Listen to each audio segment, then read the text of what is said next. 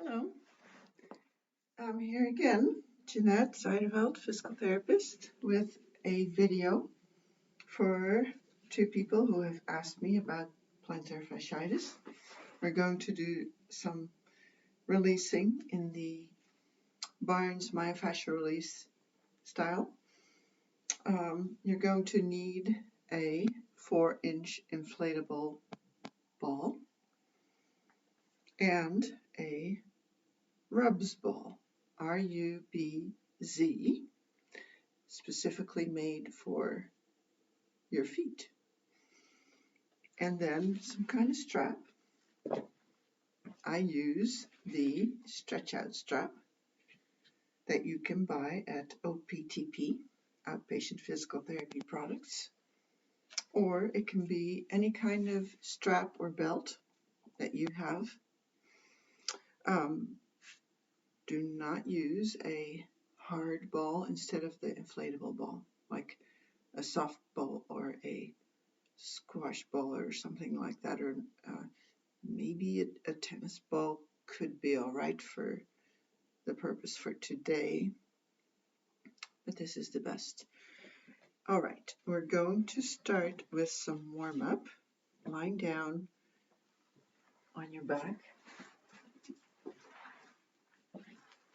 Okay, our feet and ankles.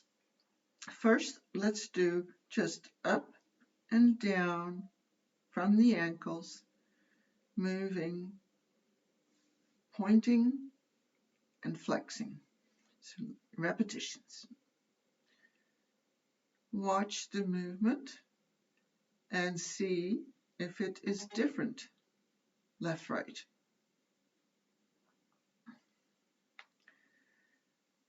If one has less range of motion, then try and get it to do the same amount. If your affected foot has different patterns, then try and take this opportunity to teach it to move like the other foot. Like in my case, if I let go, it looks like this. But I do my exercise there. All right, now with the legs staying in place from the hips and knees, we're going to turn the feet bottoms to each other and away from each other. That's called inversion and eversion. It's about the ankles. The toes will do their movement, and that's fine. Now again, look at the ankles and how much movement are you getting? Keep your hips from turning in and out and making the knees go different places so that it's just the ankles. Okay, now we're going to make big circles. Just think about your big toe and make as big of a circle as you can. One foot's going clockwise, the other counterclockwise. How tiring is this for each foot?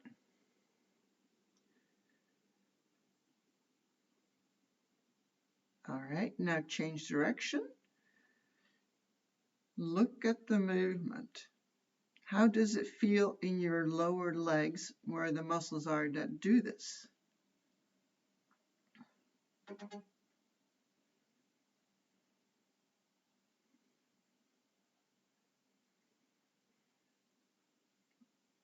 Okay, now we're going to continue with warm-up for the back of the legs lying on our back.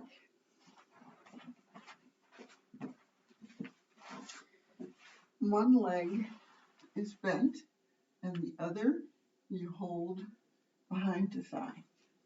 Now we're going to straighten the knee, pull the toes and ankle towards you, all the way back down, straighten the knee, flex the ankle and toes towards you. All right, 3 more, straighten and flex,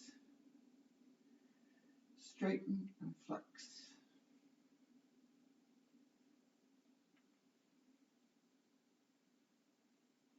Okay, Put that foot down and hold the other leg behind your thigh. Straighten the knee, flex the ankle and foot. And again. And again for a third time. Straighten and flex. And one last time, straighten and flex. All right, now we are going to move into doing releases. The ball is going underneath your buttocks on one side, and then straighten that leg. The other knee comes towards you. I'm starting a timer for 5 minutes. That's just to give the video some structure. You can do longer if you need to. Shorter may not be as helpful. Okay, so feel your weight on the floor. Feel your head on the floor. Take a deep breath.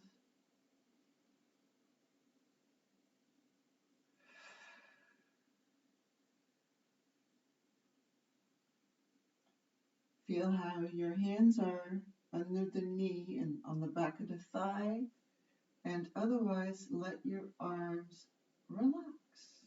Be heavy. And then go in there into your body a little more and feel your body where it is over the ball and let it melt.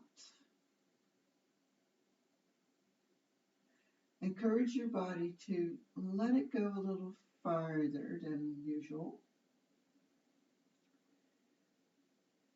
Finding places that kind of forgot how to have mobility. Finding places that are a little bit glued over and letting them come loose.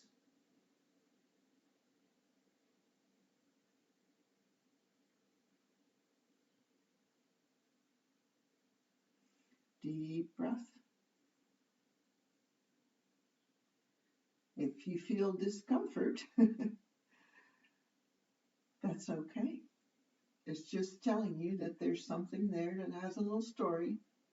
You don't have to know what it is. You can say to it, I hear you. And you are free to move again and be part of the moving in the body. Then feel the other back of the hip and thigh, the one that you're holding towards you with your hands. How can you let that soften and stretch a little farther?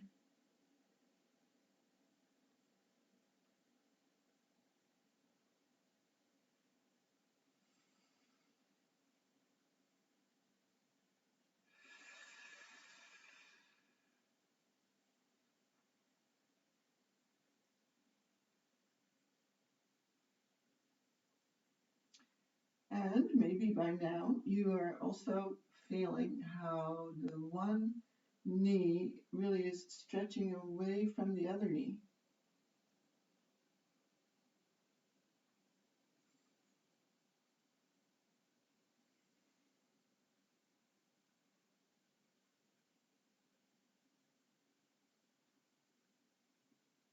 Feel the inner thighs between the two knees lengthening.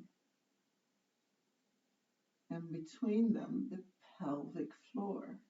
There are muscles there as well.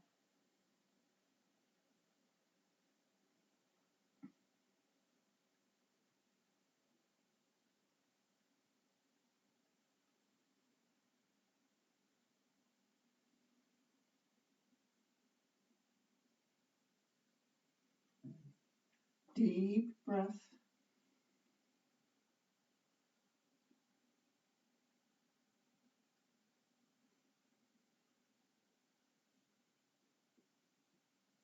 What do you feel in your back?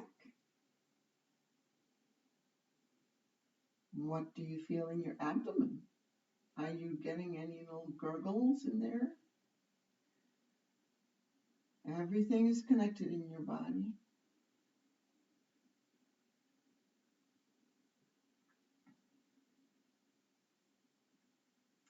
And your most powerful hip muscle, other than your gluteal muscles, is deep in your belly, the iliopsoas.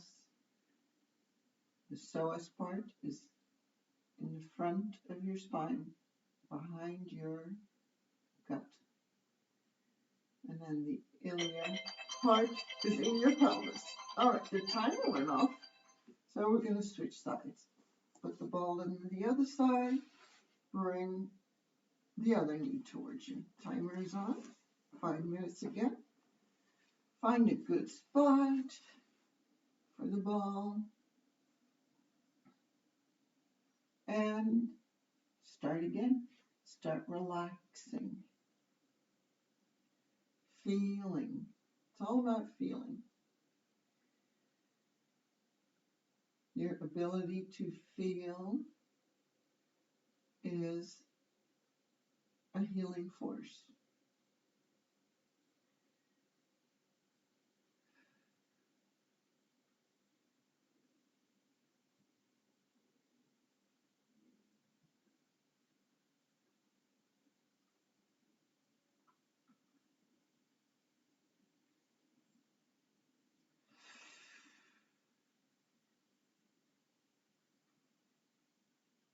All right, so how does the ball feel from within the buttocks on this side?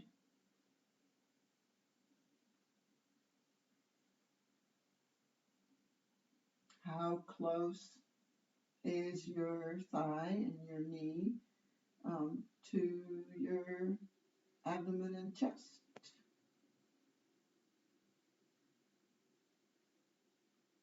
How does it feel in the back of this hip?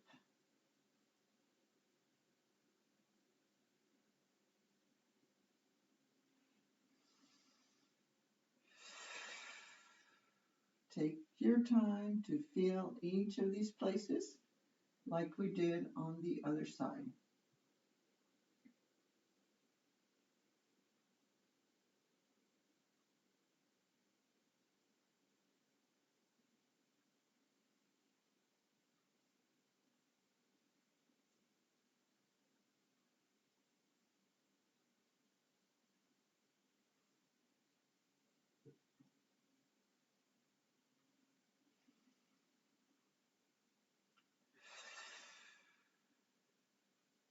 Then pay attention again to that sensation of the knees moving farther away from each other. Let go deeply with your inner thighs.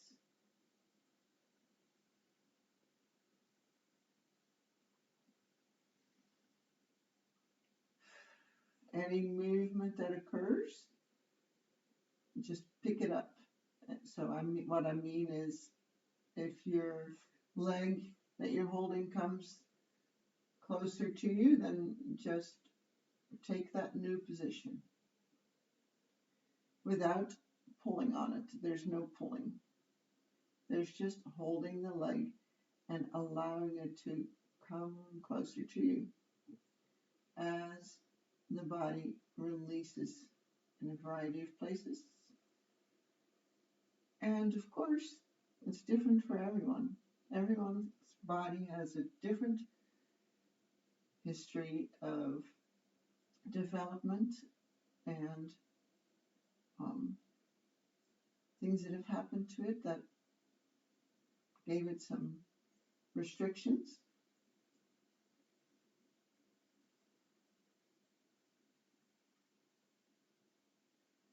Especially in this part of the body around the pelvis.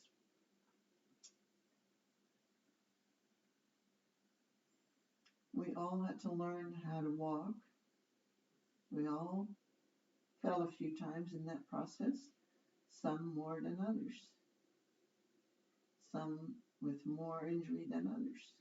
That's just one example.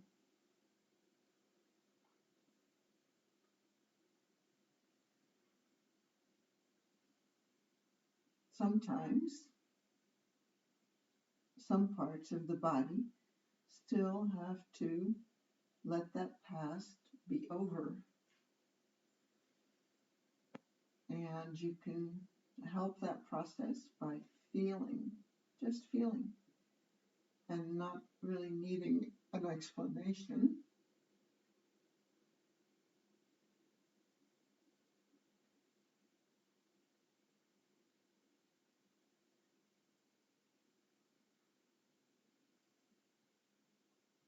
And then you might become aware of how one thing pulls on another.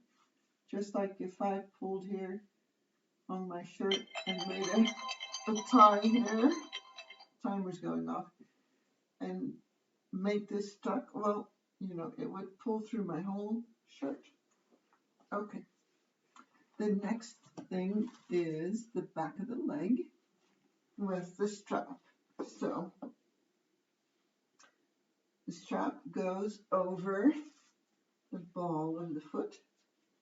You hold it with your hands, and you can choose your position for your other leg. It can be straight out, it can be on the floor, or it can be bent towards you. The timer is going.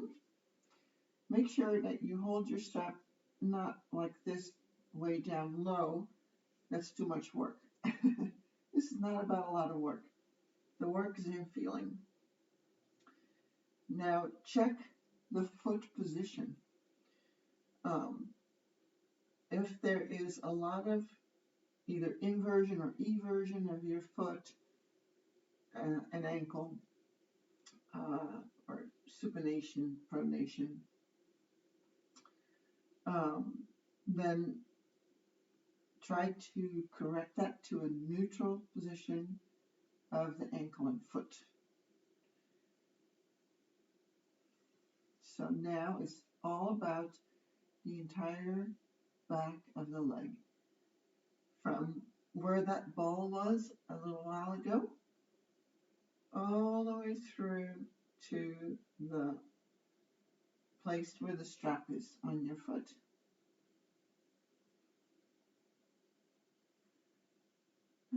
I like to keep my other leg bent like this. It helps my pelvis tilt back and my lower back comes solidly into the floor. And I find it a little bit easier to focus on the leg that's stretching. But like I said, you can also put your foot down or straighten the leg out all the way. All right. Check the rest of your body, like roll your head left to right a couple times to make sure that you're not in this crunched position with your neck. Just let it be relaxed and as long as it can be. And for the arms, the same thing. Your hands, they're working a little bit to hold on to the strap, but then otherwise, just relax them. And then you get a nice balance between the weight of the relaxed arms and the leg that's stretching.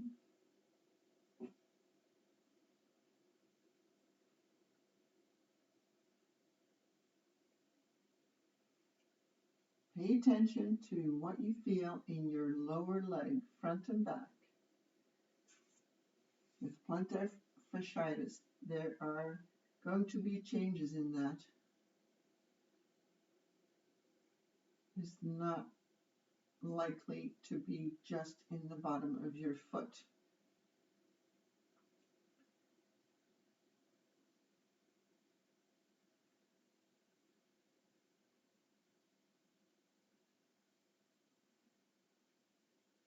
The power for moving your foot and toes comes from muscles in your lower leg. And then there are the toe muscles that are actually in your foot. And that's your plantar fascia that those are in.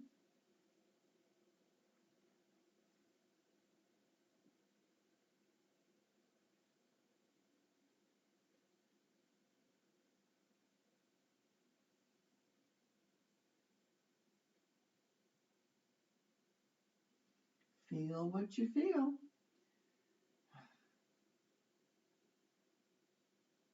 Any kind of discomfort, follow it so you can feel that place. And consider that a source of information, not as something to be ignored or gotten rid of. Discomfort and pain are requests for attention. If you kill the pain, it will just come back another time.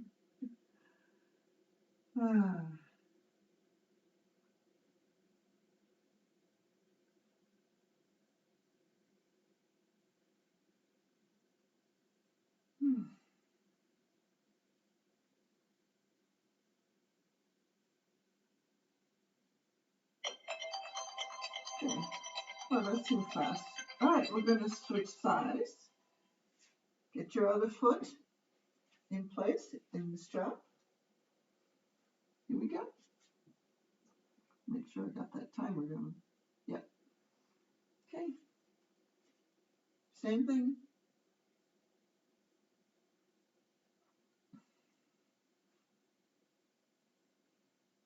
If your knee can't be as straight as mine in this position, straight up to the ceiling, that's fine.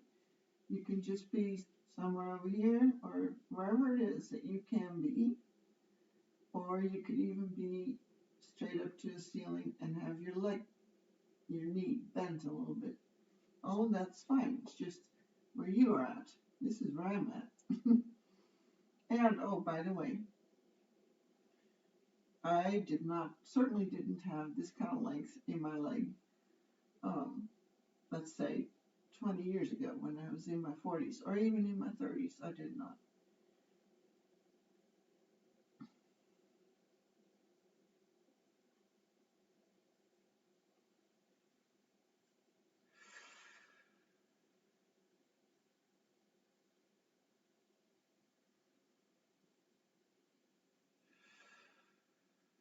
Oh, and, well, there's another point about that, is that this position we're in, we're really not trying to get to the maximum end of the whole leg.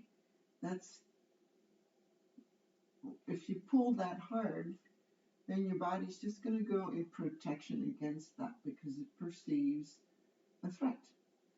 So we're just in this position like this with the weight of the arms on the foot and therefore the whole leg, to just relax into that. We're not trying to push anything. We're trying to release from within us. It's a different thing. You can certainly go and stretch hard and push. That will give you, the way I describe that is a reminder to your body that, oh yeah, we have this amount of movement, and yes, I still want it. Because what you don't use, you lose. That's very true. And so if you never go to your end ranges, then you're going to lose them. But that's not what this is about. This is about finding the places that are resisting, that have restriction in them, lost their fascial freedom. I could say it 50 different ways. Hopefully, you'll get a sense of it. Deep breath once in a while. check your head and neck for relaxation.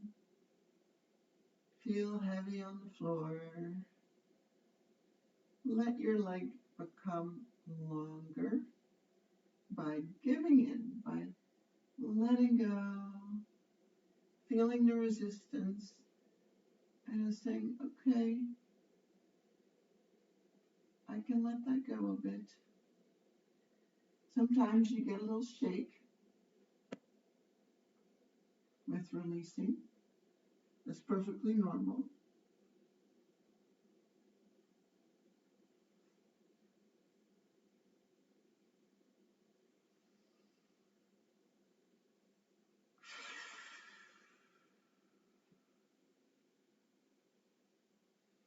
Most likely, the contact of your low back with the floor is becoming a little heavier or more solid.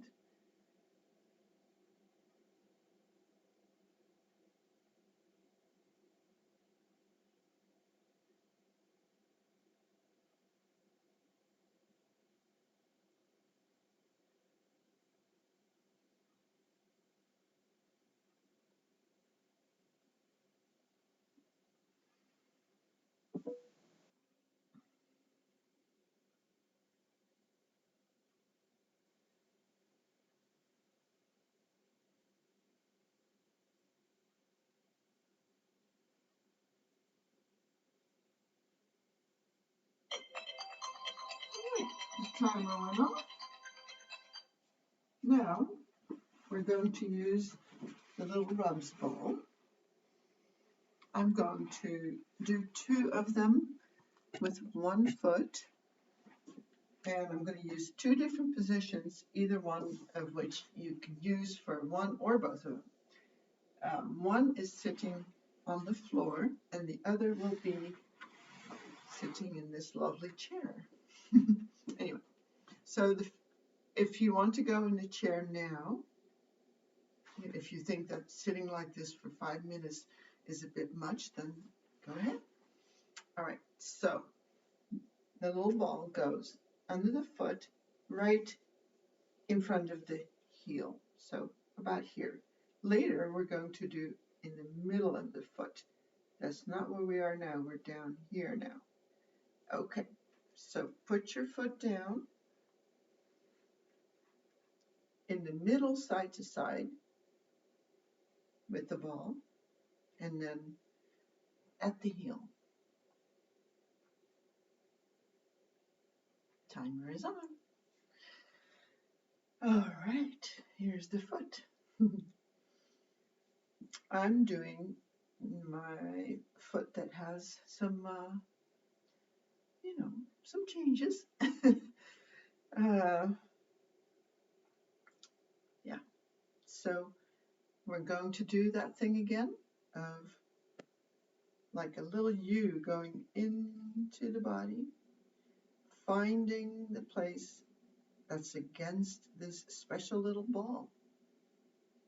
By the way, I have to give thanks to people who developed this little ball. It's wonderful. So many ways that we benefit from each other. This is one of them. So now melting the foot right there at the ball. Now, if you have anything going on with your foot, like plantar fascitis or something else like I do, this might give you some interesting feelings. So notice them. Be kind to your body by being willing to feel what is actually there. All right, what's going on with you? I'm willing to feel you. Thank you for always doing the best you can for me. It's quite something, our feet, carrying us through our lives.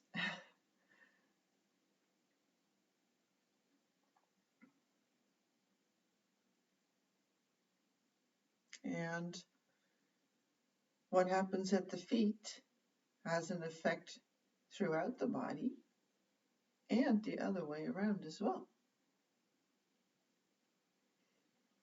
Restrictions in the legs can make it so that the feet can only move in certain ways, and that can give you symptoms as well. Now, if you find that your foot wants to change position a little bit, then allow that. That's what's happening with my foot, and I'm used to that kind of thing, so I just kind of follow that. Oh, so now I'm in a slightly different position with my foot, and there's a discomfort there. So that's sort of my body's wisdom saying, hey, if you go just a little different, there's something there to release and soften and just feel. So now I'm holding it right there. It's unpleasant, but manageable. And now I feel a little tingle going down towards my toes. And it's all good. I just have my foot on a little ball. I can trust that.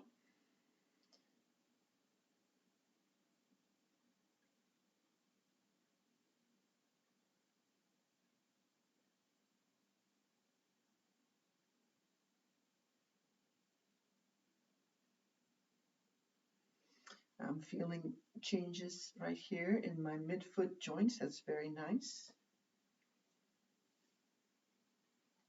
I have some stiffness there that I would like to improve, so yay.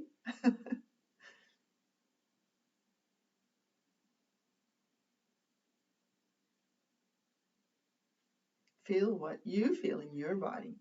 Another half a minute.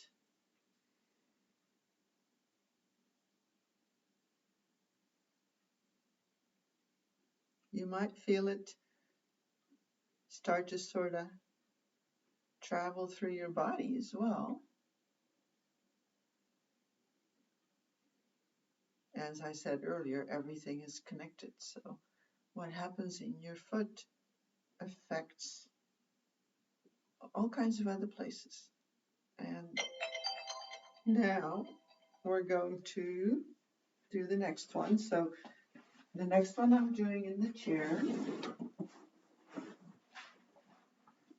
not for any particular reason, just to show the other position. And then the last one will be definitely in the chair. So this is the one before last.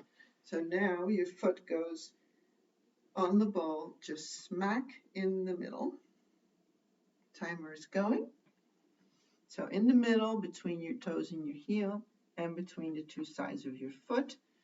And it's quite likely, especially if you have plantar fasciitis, that this will be tender. I've got my hand on my knee, and I'm adding just a tiny bit of pressure, very little actually, just because then I can feel that ball in a way that I think is good for me. That's a little bit of a experience thing where I'm really used to doing this type of care for myself, and I've used the RUBZ ball many, many times. So if you're not yet familiar, start out with less. Maybe no hands at all, just the weight of your lower leg into your foot and over the ball. Feel your foot. What is it telling you? What story is in your foot?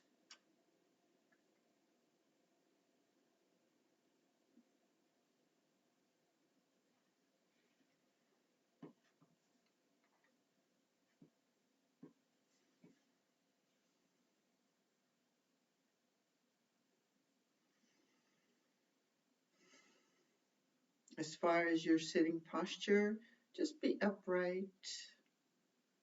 Have the weight of your head fall into your torso and the weight of your torso and head into the pelvis. And then feel your foot again. Let it soften, especially if you're getting a lot of discomfort.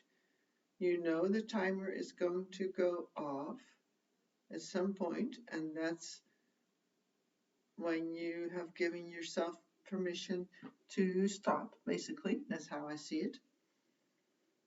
We're halfway.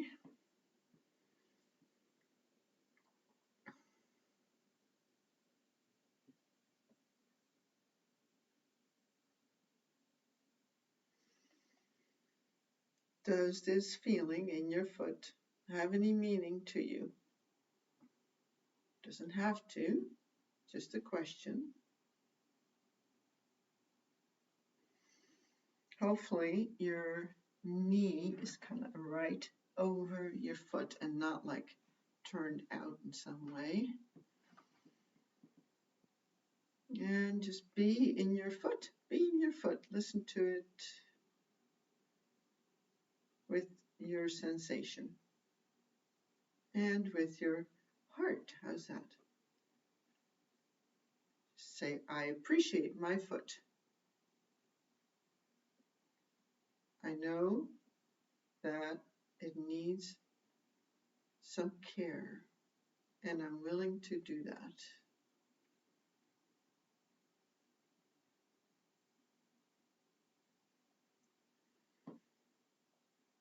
I'm willing to feel my foot.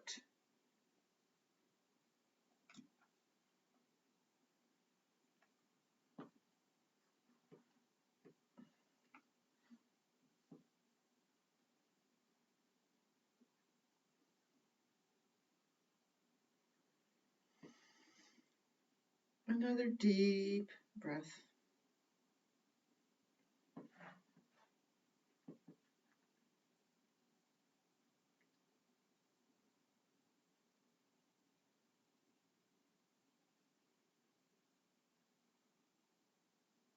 And maybe at this point, it feels like certainly nothing else is going to melt or stretch, but how about you ask for just a little bit more? I wonder how much more is possible.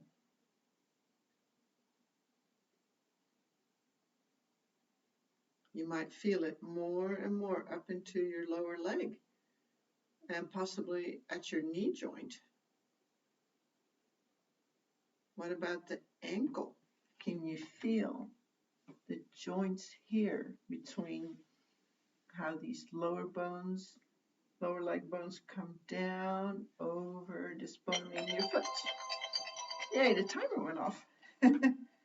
We have one more, and that's in the chair with the foot like this. So you find a position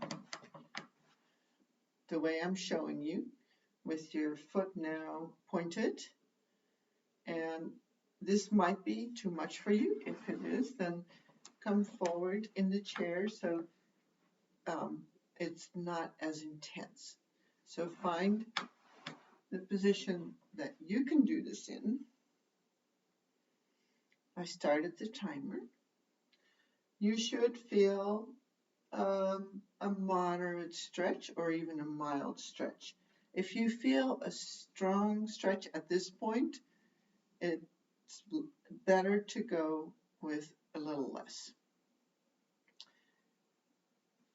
Check visually or just with your sense of your body whether your foot is in a nicely aligned position.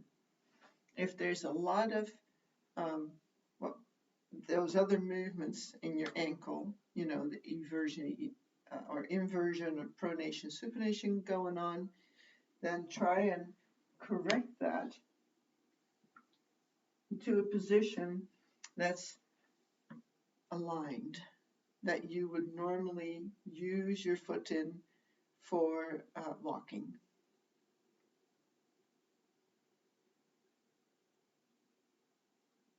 Now, how does this feel up through the front of your ankle, towards your knee, and elsewhere? This part of the body is not often included. This direction is not often included in any kind of practices of stretching. Might be new to you.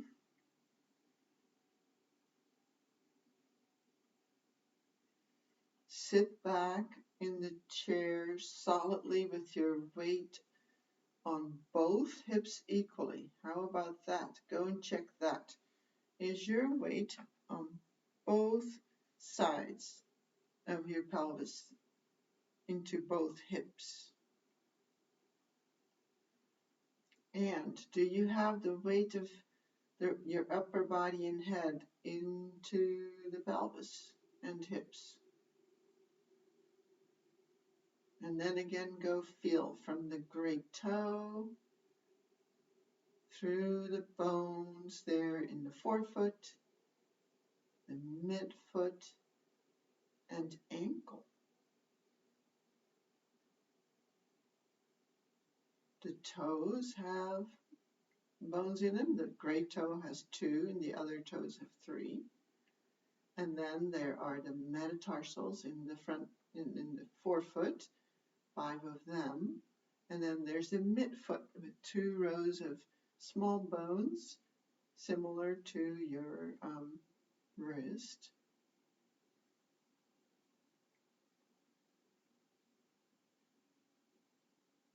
And then 2 more larger bones that make up the connection into your lower leg bones, otherwise known as your ankle.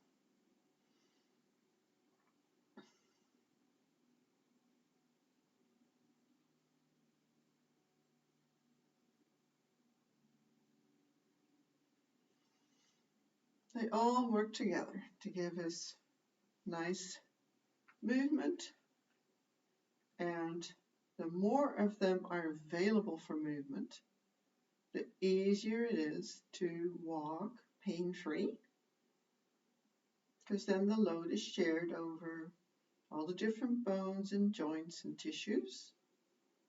When you have a lot of stiffness, then only certain ones get used and stressed all the time, and that leads to wear and tear that otherwise wouldn't happen. It's like if 5 people did the job of 10 people that really should be done by 10 people, then those 5 people, they're going to wear out a lot quicker than if it was being done by 10.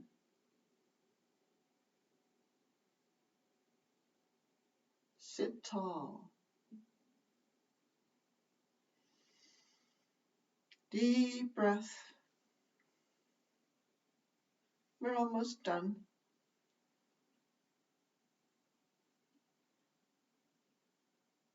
I really like this stretch myself.